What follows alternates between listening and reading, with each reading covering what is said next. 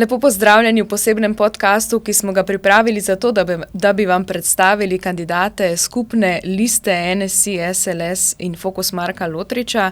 In v moji družbi je Franci Rokavec. Lepo pozdravljeni, dobrodošli. Lep pozdrav tudi vam in spoštovani gledalkam in gledalcem. Kandidirate v kraju Litija, v volilni enoti Novo mesto. Ste župan Litije 20. leto in zdaj ste se odločili, da bi spet poskusili postati poslanec. Kaj je tokrat prevagalo, če se tako izrazim? Kaj vas je spodbudilo, da kandidirate? Ja, več dejavnikov, ne. Zagotovo v 20 letih zagotovo zaznaš, kaj je dobro in kaj mogoče je slabo, ne. In zagotovo se je v zadnjem obdobju tega slednjega več nabralo. Predvsem sem prepričan, da ni bila Litija slišana v Ljubljani. Celoten volilni okraj skupaj z Šmartnim pri Litiji, kakor tudi podeželje, da je dejansko Ljubljana ena Slovenija, vse ostalo pa druga Slovenija.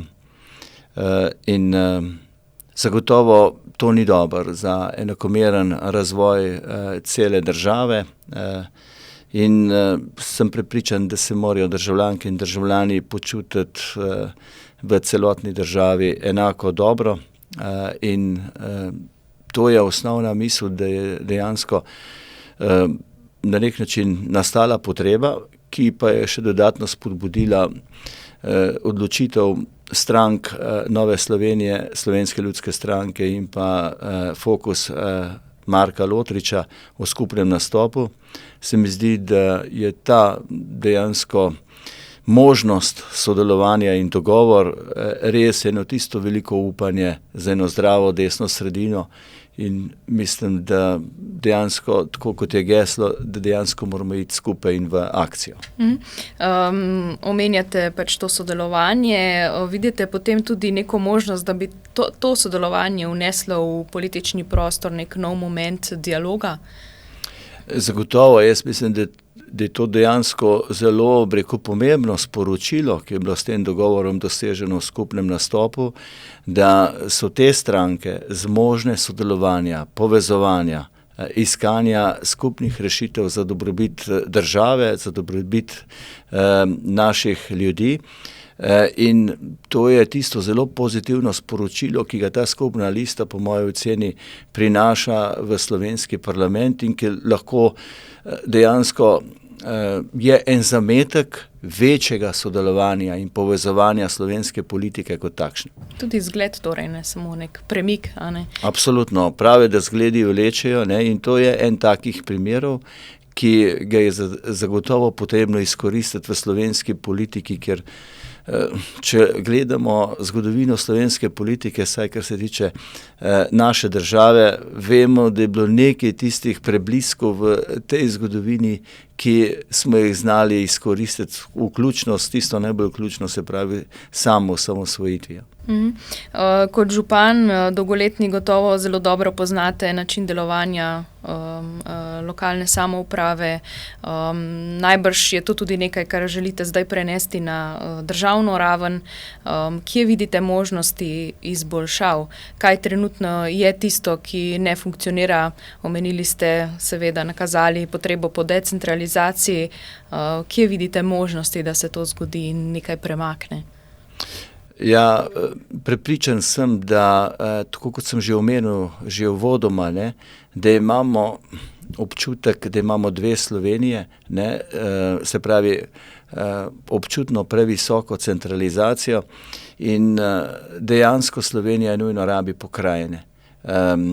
Seveda, ko govorimo o pokrajinah, takoj zastrižemo za ušesi, ja, to bojo pa spet nova delovna mesta in podobno. Mislim, da je bil koncept, ki je bil postavljen že tam 2007-2008, jasno odgovoril na ta vprašanja, ampak razvoj, ki ga gledamo, ne, in vsa ta koncentracija, tako se pravi kadrov, potem dnevna migracija cele Slovenije v Ljubljano, Največ pa občutiš, če vodiš posamezno občino, kaj pomeni ta centralizacija. Vse odločitve se sprejemajo v Ljubljani, ne samo ministrstva, predvsem so to potem tudi podsistemi, se pravi razni uradi, direkcije, agencije in tako naprej. In tukaj mislim, da je osnovni problem Slovenije. Mi moramo ta del odločanja prenesti na nižji nivo in tudi, se pravi, pristojnosti, kakor tudi vere, se pravi, finančne vere. Zdi se mi, da bi bili mi bistveno bolj učinkoviti pri črpanju evropskih sredstev, če bi imeli pokrajine. Hitreje bi tudi razreševali določena druga odprta vprašanja. Denimo imamo problem sanacije po katastrofalnih poplavah 2023. Vse je treba urejati na enem mestu v Ljubljani. In če bi ta prenos pristojnosti in tudi odgovornosti, tudi odločanja bil prenešen na nižji nivo, sem prepričan, da bi bili še uspešnejši in hitrejši pri premagovanju teh težav, kot smo sicer danes.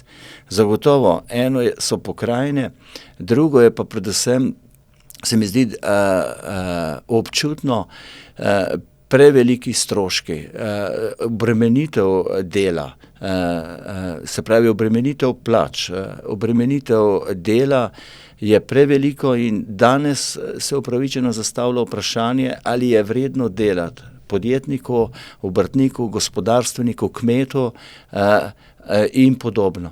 In mislim, da če bomo dali res tukaj delu tisto pravico, se pravi, da tisti, ki bo ustvarjal, bo tudi nagrajen, hkrati seveda logično imeli tudi ustrezno in pravično organizirano socialno državo, potem bomo lahko ustrezno odgovorili na ta odprta vprašanja.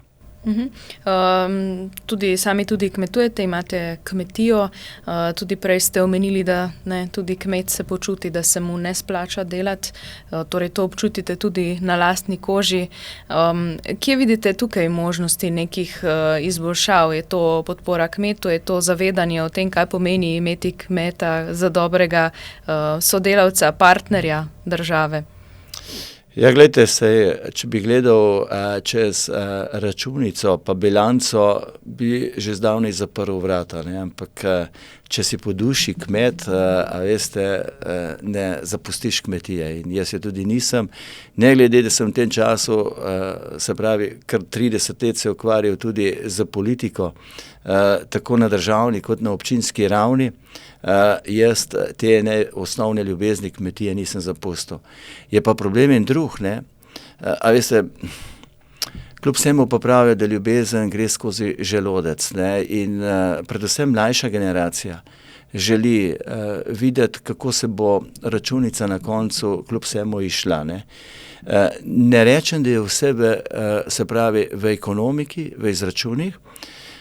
Prvo, kar mislim, da je osnovno, je predvsem ena družbena klima, ki v Sloveniji še vedno ni dozorela do tistega nivoja, kot je mogoče v sosednjih državah, Avstrija, Italija in tako naprej, kjer se dejansko kmeta jemlje drugače, kot se ga dojema še pri nas, ne. Da to ni samo problem, ampak da je predvsem rešitev. Rešitev tako z vidika prehranske varnosti, samooskrbe, tistega osnovnega naravovarstvenika, ki ga imamo na podeželju, branika krajine, kulturne krajine in tako naprej, da ne naštevam. In še nekaj, dejansko premalo je te neposredne simbioze pa povezanosti kmet, predelovalna industrija, trgovina, tudi trgovina, potrošnik, ne, kjer bi dejansko morali stopiti skupaj.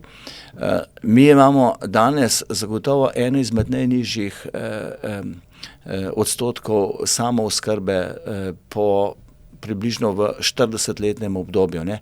To je zelo zastrašujoče in alarmantna, se pravi, podatek. In z tega vidika pogrešam sploh eno strateško usmeritev kmetijske politike na tem segmentu, tako manjega povezovanja vseh deležnikov za doseganje skupnih ciljev, zato da bo jutri Slovenija prehransko bistveno varnejša, da bo imela kvalitetno preskrbo, da bomo z tem, ker bomo imeli kratke dobavne verige, čim manj obremenjevali okolje, in da bo dejansko, da bomo ohranili naše podeželje poseljeno in tako prijetno in lepo, kakor ga tujci doživijo, kadar pridejo v Slovenijo. In seveda to tudi predali našim zanamcem. Preden ste postali župan, ste bili tudi že poslanec, in od tam imate eno osebno zgodbo, zelo zanimivo. Jo boste delili z nami? Ja. Zdajte, v parlamentu sem res spoznal tudi svojo življenjsko partnerico Polono, in se mi zdi, da včasih tudi politika lahko naveže take pristne, se pravi, navezave. In seveda sva si ustvarila tudi družino, imava skoraj da že 18 let staro hčerko, ki je zelo pridna, ne, in zelo vedeželjna. Zelo je pomembno, da je zelo, se pravi, dojemljiva tudi na zgodovino. Ko je bila stara 10 let, mi je že za, se pravi, 55-letnico izdelala družinsko drevo, vse tja do 1700 letnice. In takrat sem se vprašal, kje sem bil jaz, ko sem bil 10 let star, da nisem kaj vprašal svojih starih staršev in kaj več tudi prenesel lahko naprej. Lepa zgodba. Ste torej aktiven na političnem področju kot župan, kmetijo imate doma. Vam kaj časa ostane tudi zase, za sladke radosti? Sicer zelo malo, to je res, ne, ampak malo časa si je treba tudi vzeti, no. Gremo vsako leto, tudi kaj na dopust, se že tako organiziramo. K sreči imam tudi mlajšega brata, ki takrat res je pripravljen priti poprimiti za ostala kmečka dela na kmetiji, ker veste, kmetija je živ organizem, nima dopusta. Petek, svetek, zjutraj, zvečer, vse je treba le postoriti. Tudi kakšno morje, tudi planine. Hčerko pa greva kdaj tudi na kakšen dan, kakšno smuko, ker ona rada smuča, jaz sem pa tudi, imam zimske športe vedno zelo rad. Kaj pa zdaj v tej kampanji bo ostaja kaj časa za smuko? Bilo je v načrtu, pa je odpadlo, tako da se malo bojim, da bo letošnja zima bolj suha na tem področju. Zato pa, ko mi čakamo pomlad, ne, tako in drugačno. Bova za konec povzela, torej, zakaj ste, kako bi nagovorili volivce, zakaj ste vi prava izbira, zakaj naj vas obkrožijo, ko pridejo na volišče? Ja, glejte, lahko odkrito povem, da nekaj izkušenj na tem področju je res že v 30 letih se nabralo, tako na občini kot v parlamentu. Zdaj mogoče še lažje, bistveno lažje odgovorim na kakšno vprašanje, kot sem takrat, ko sem bil v prvih 2 mandatih v državnem zboru. Tudi najbrž niste več tak idealist, ne?